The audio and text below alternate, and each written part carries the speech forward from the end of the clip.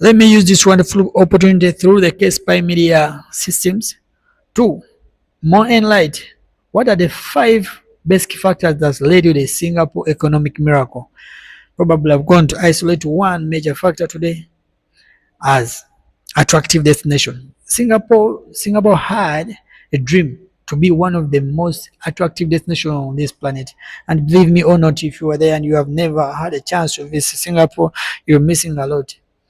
I'm talking about a country which was once colonized by another country, that was Malaysia, but having had a very good leader, Li Huyan Yu, emphasized on one of the 5 principles that if I am to change this country, I have to be best at least on these 5 crucial factors. Let's talk about the attractive destination. Yes, Singapore's independence embarked on making the country's attractive investment destination to create the following principles, as I may list them down below. A world-class workforce. This was a workforce, or let's call it tax force, which was based on helping, supporting whatsoever the government would need to be done in time. You know, we're talking about cheap labor. We're talking about mechanizing in terms whereby some construction need to be mechanizing. We're talking about the tunnel boring machines, whereby such gadgets were in presence to make sure they can, whatever they want to, they can do it in time. You know, because sometimes construction work needs what we call efficiency, needs speed, needs skillfulness, and efficient infrastructure. Everyone has seen the most beautiful design when you look at Singapore. It looks very good. Maybe it acquired a good architecture in planning for it. That the designers had time to make good design for the beautiful city, to make it for the goal of being attractive, that it will inspire a lot of people to come and visit what is Singapore, what is made by this beautiful city, what makes it clean, you know. And transparency and no tax regime. Transparency, we're talking about, we're having a very huge problem in terms regarding to corruption, misuse of the law.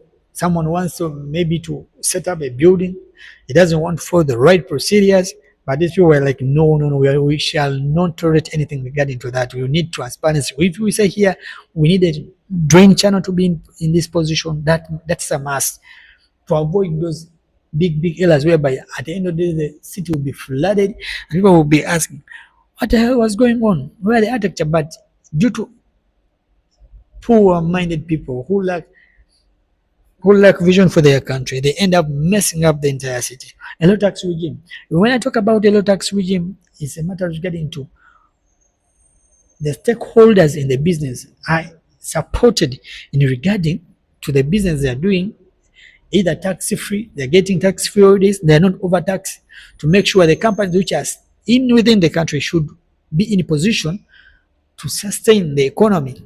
Other than some, we have some countries here, you can see them. The country is just having little investment, little investors, but they are overtaxing them. Companies are closing up and down night and day. Someone after using the tax holiday, the next 5 years is leaving because he can no longer manage.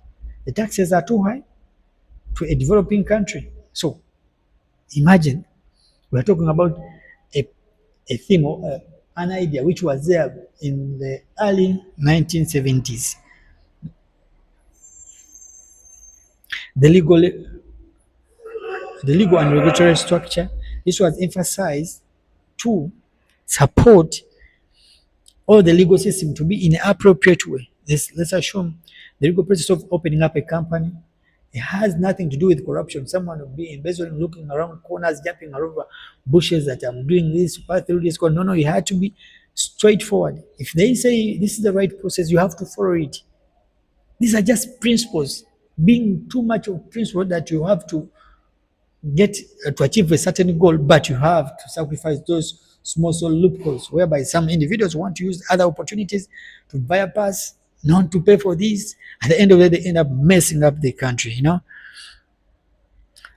The foreign policy, it was worth it to the extent that foreigners were expected to allowed to come in, more especially those with different ideas, setting up different companies where we are most welcome because they wanted to share their ideas with the local people so that even the local people get involved into the business. You're getting the point? A green and clean city. We're talking about a clean city which is almost 90-70% clean on a daily basis. These are one of the elements that if you want to transform a very beautiful city, something very attractive as it was in the first step, it has to be looking very beautiful, nicely. Everyone is like, wow. Not even alone garbages in the whole city. We have seen this, how do you call this, scavenger bazaar in the city, in the middle of the city. For what purpose?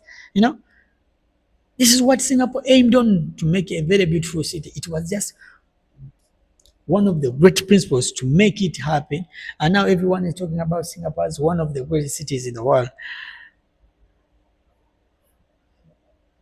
That thank that great leader, Liu Yuan, who was the first prime minister of Singapore, to amend all the policies and to work in that proper consideration for their country.